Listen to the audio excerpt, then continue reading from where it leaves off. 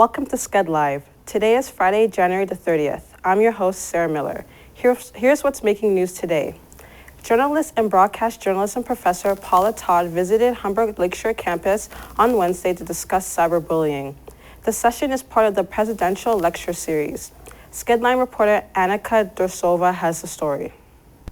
Investigative journalist and a professor at Seneca, Paula Todd, came to Humber Lecture campus to talk to professors and students about cyberbullying for the presidential lecture series. She also talked about the background story behind her recent book, Extreme Mean Trolls, Bullies, and Predators Online. Todd says web developer Sir Berners-Lee, who invented the web, didn't know what would happen. Todd says the research for her book is mainly about curbing the animosity that's online. Cyberbullying and all that kind of trash that's online is the cost you have to pay for a great communication tool. But what I've decided is the internet really is both. It can be a tool, it can be a weapon. After the talk, I spoke to a few students, and here is what one of them had to say. Cyberbullying is a real thing, even though it's virtual. I think it can transition into real life. At the end of her talk, Paula Todd said no one knows the definition for cyberbullying, and that is why the numbers are not clear. She stayed and interacted with the audience and personally signed books. Annika Dorsova, Skedline News. Thank you, Annika. Almost 3,000 home healthcare workers are on strike today. The strike affects 9 out of 14 community care access centers across Ontario. The Ontario Nurse Association says the home healthcare workers are asking for higher wages equivalent to unionized hospital workers. The Toronto District School Board says 1 in 5 schools are at risk of closing because they are operating below capacity. The report found that 84 elementary schools and 46 secondary schools are using less than 65% of their capacity.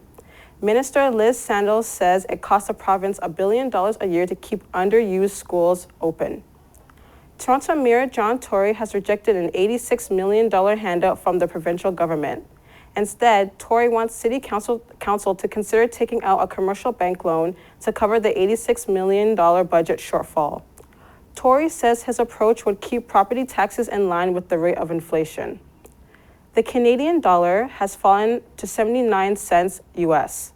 Reports show Canada's GDP has declined by 0.2%. This has been the lowest the dollar has been since 2009. The manufacturing industry has been hit the worst by this drop, falling 1.9% in November. Canadian Prime Minister Stephen Harper has unveiled a new anti-terrorism law that will give the government new powers to fight terrorism. The new powers include the ability to remove terrorist propaganda from the internet and protection for evidence gathered from espionage. The Canadian Security and Intelligence Service, better known as CSIS, will also get new powers to prevent radicalized Canadians from traveling overseas. The fate of Japanese ISIS hostage Kenji Goto and a Jordanian military pilot is unknown after a deadline to produce a possible prison swap has passed.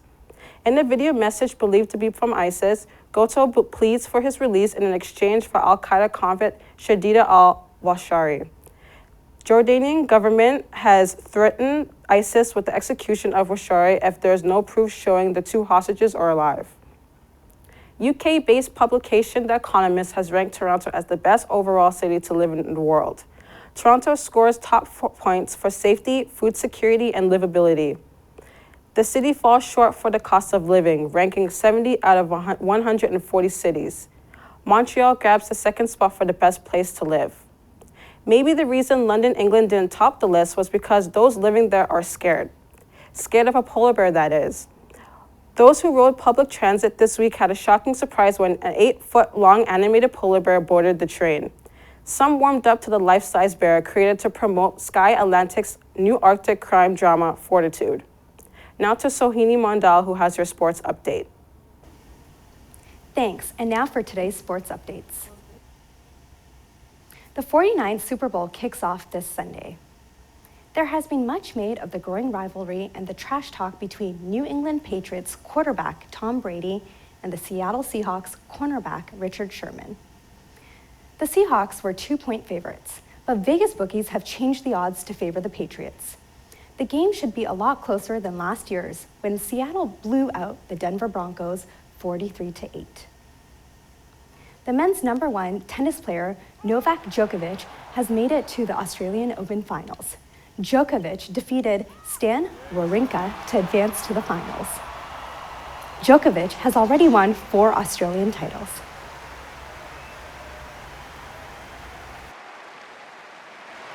Andy and I go back to when we were 12 years old. That's the first time when we played against each other, so there's only a week difference in age, and we know each other for a long time. We have a very friendly relationship both the court, and it's nice to see that we're playing another Grand Slam final against each other.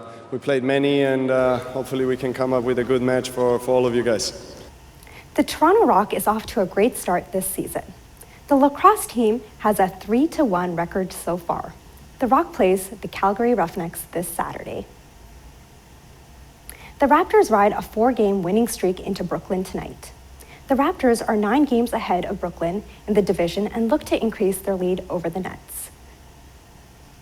Kenyan athlete Rita Jeptu has tested positive for performance-enhancing drugs.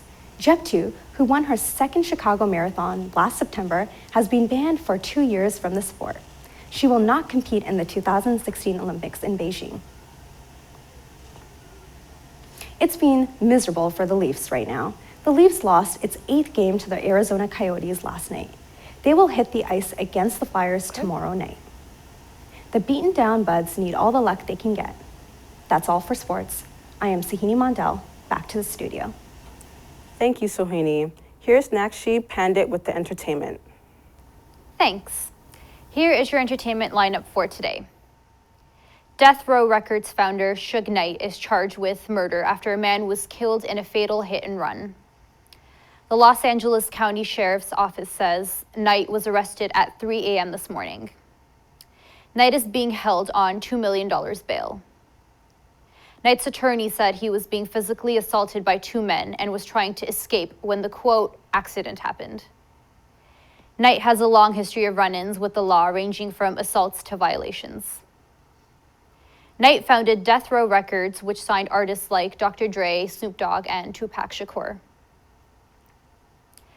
Pop superstar Katy Perry says she's bringing lions and sharks to her Super Bowl halftime show performance with Lenny Kravitz this Sunday. Right on cue, looking great here, Katie. I think what I bring is just some lightheartedness, and I will tell you that I think I'm probably the only person in Super Bowl halftime history that will ever bring both a lion and sharks to the show. Perry has also revealed there's going to be a surprise artist joining them on stage. Perry says she's not a football expert, but is cheering for the Seattle Seahawks. Rapper Jay-Z is buying Sweden's Aspiro AB for $56 million to compete with Spotify and Apple's Beats. Aspiro is the maker of the WIMP and Tidal music services. Jay-Z's move brings him in direct competition with Spotify, which has more than 15 million paying subscribers. Jay-Z's company said the shift to streaming offers great potential. American superstar Miranda Lambert leads the American Country Music Awards with 8 nominations. For the 2nd year in a row, she's been considered for some of country music's highest honors, including Entertainer of the Year and Top Female Vocalist. Country artist Dierks Bentley is next with 7 nods, and band Florida Georgia Line follows with 5. The 50th American Country Music Awards take place April 19th in Arlington, Texas. You may not know of his name, but you may know some of the songs he has written. The man who wrote Seasons in the Sun and other songs recorded by artists like Frank Sinatra, Madonna, and Terry Jacks has died in Los Angeles at age 81 of pneumonia.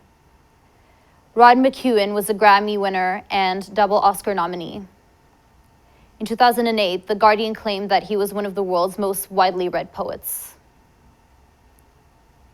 In Toronto this weekend, Winterlicious starts today. Until February 12th, people in Toronto can get meals from over 210 participating restaurants that will be offering prix-fixe menus.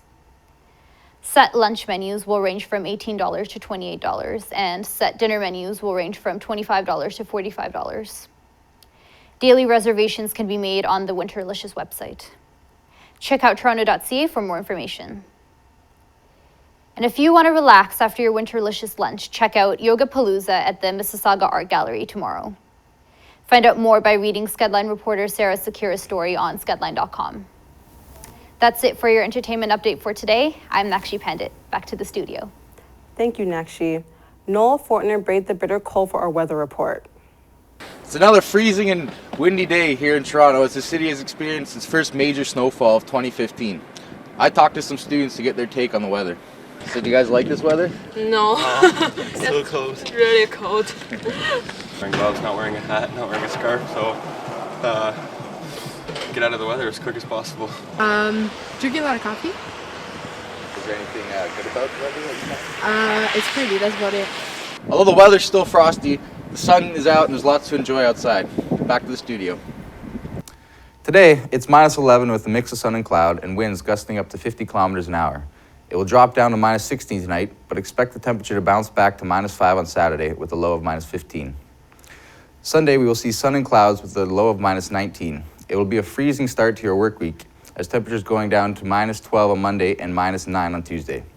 But it should warm up on Wednesday to -5 with a low of -15. And that's your 5-day forecast. I'm Noel Fortner signing off for Skedlive. Thank you, Noel. That's what's making news today. For more stories, check out skedline.com. We would love to hear your feedback. I'm Sarah Miller. Until next time.